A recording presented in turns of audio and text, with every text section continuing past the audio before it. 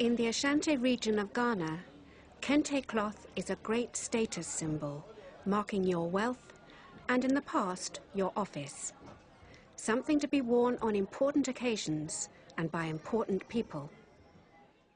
As the art historian in Ghana, Professor Kojo Fosu, wrote, "A typical kente fabric is woven in narrow strips.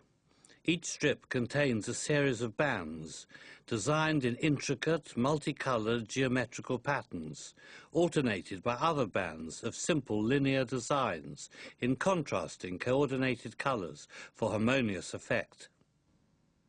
Each pattern is named after an historical event, or a person, or is connected with a proverb." An important decision which every weaver has to make is what kind of cloth is he going to weave, because it is the design that will determine the colors of the yarn that he has to put on the bobbin and subsequently on the warp. The second process is to put the warp thread into the pedals and the beater. And this you do according to the design pattern that you already have in mind.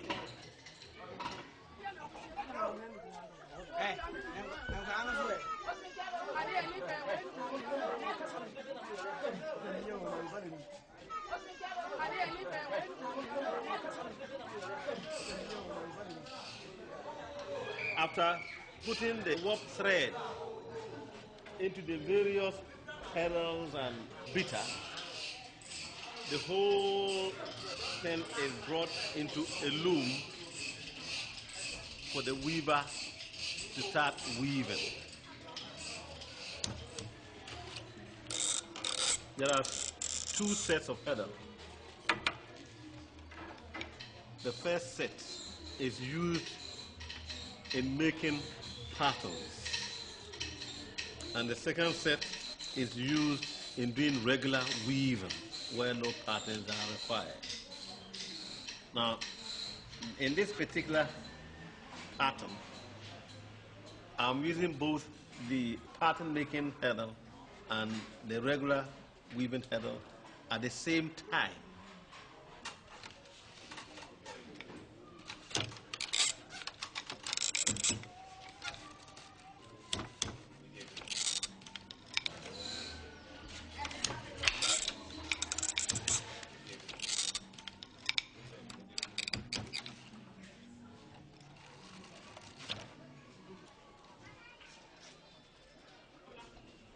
If you have time to watch a weaver do this piece here, it may take about half an hour or more just to do this piece. I do not know of any weaver who can produce more than this strip in a day of 8 hours of hard work. It's not possible. And I can assure you that in any given village, not more than 10% of the weavers are prepared to weave this, because it takes such a long time to do.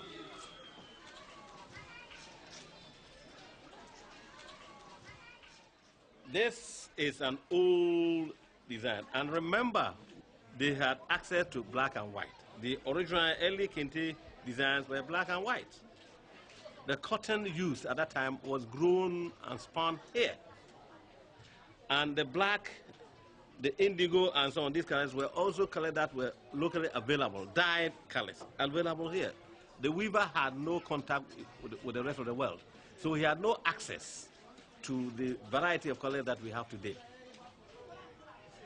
We are told that it was when the Gold Coast, then Gold Coast weaver, got in touch with the Europeans and saw silk material that they started to unravel the European and started using what they call silk. I'm not very certain whether it was pure silk or not. But as far as I'm concerned, and I've been weaving for the past 40 years or more, I have never in my lifetime seen silk being used in any of the weaving villages. What was available some 30, 40 years ago was a kind of spun rayon, which was so beautiful. You could rub it on your fingers and have a certain feeling of silk.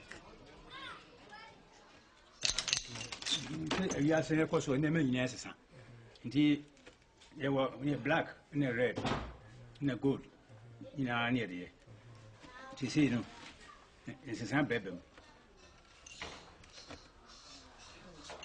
These other colors you see today are new colors that did not exist. And we have used them in producing traditional designs in order to make people attractive. We have used what we call metallic. When you wear it to party in the night, it reflects, you see, metallic yarn.